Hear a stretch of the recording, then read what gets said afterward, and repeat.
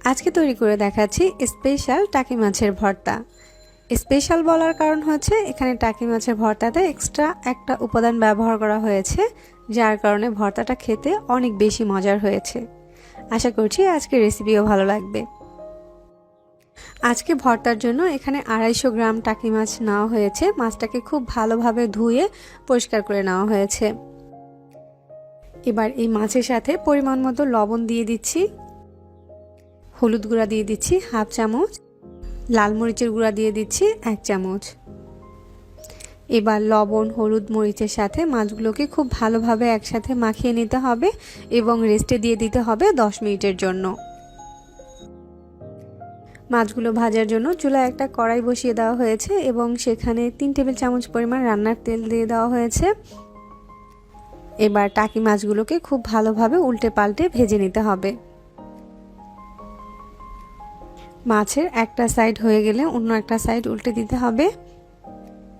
মাছগুলো বেশ কয়েকবার উল্টে পাল্টে ভেজে নেওয়ার পরে কিন্তু এগুলো খুব ভালোভাবে ভাজা হয়ে গিয়েছে। এখন এগুলোকে কড়াই থেকে তুলে নিচ্ছি আর মাছের ভিতরে যে কাঁটা আছে সেগুলোকে খুব ভালোভাবে বেছে নিচ্ছি।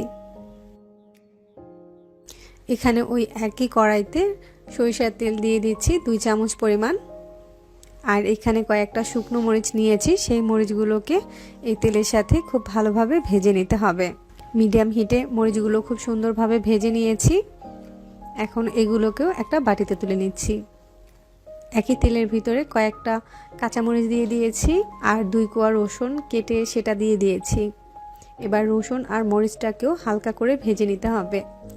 এখানে 2-4 মিনিটের মতো রসুন আর মরিচটাকে ভেজে নিয়েছি। এখন এর সাথে আমি অ্যাড করে দিচ্ছি হাফ কাপ পরিমাণ কুচি করে রাখা পেঁয়াজ।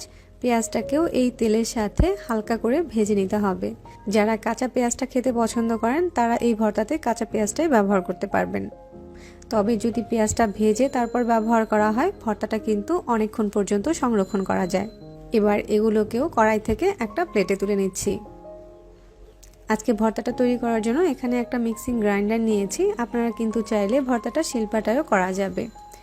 এখানে যে পেঁয়াজ কাঁচামরিচ আর রসুন ভেজে রেখেছিলাম সেটাকে মিক্সিং গ্রাইন্ডারে দিয়ে দিচ্ছি। আর এখানে 3 টেবিল চামচ পরিমাণ আছে কোরানো নারকেল। এই নারকেলটা ব্যবহার করার কারণেই কিন্তু আপনার ভর্তার টেস্টটা অনেক গুণ বেড়ে যাবে। শুকনো মরিচগুলোকেও এর সাথে দিয়ে দিচ্ছি। আপনারা নিশ্চয়ই খেয়াল করেছেন এখানে কিন্তু আমি মাছটাকে গ্রাইন্ডারে দেইনি, মাছটা আমি আলাদা কাটা বেছে নিব।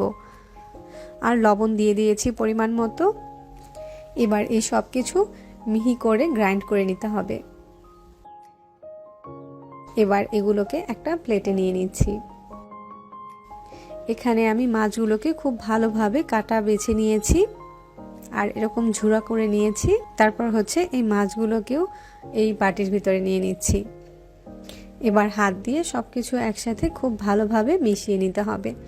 অনেকেই বলে থাকে গ্রাইন্ডারে ভর্তা তৈরি করলে ভর্তার টেস্ট থাকে না। সো এভাবে যদি তৈরি করা হয় তাহলে কিন্তু আপনার ভর্তার টেস্টটা একেবারেই নষ্ট হবে না।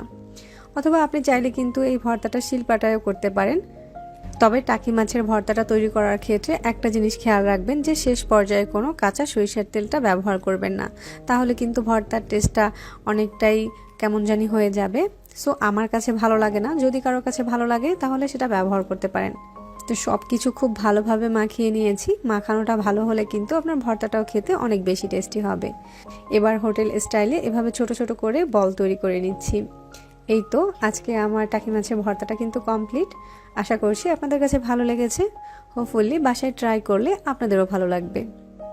আজকে এ পর্যন্তই। সবাই ভালো থাকবেন, সুস্থ থাকবেন। আল্লাহ হাফেজ।